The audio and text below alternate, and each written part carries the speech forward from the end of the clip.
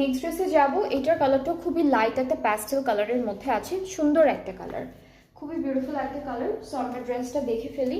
এটা হচ্ছে পুরো কামিজের ফ্রন্ট পোর্শনটা, খুবই খুবই সুন্দর করে ফ্রন্ট পার্টটা। এটা কি ওইটার কালারটা, ওই যে ওইটা উপরেরটা? হ্যাঁ, এইটারও কিন্তু আমি একটা একটু যে কোরাল টাইপের কালার, যেই কামিজটা ছিল সেই কালারটাই।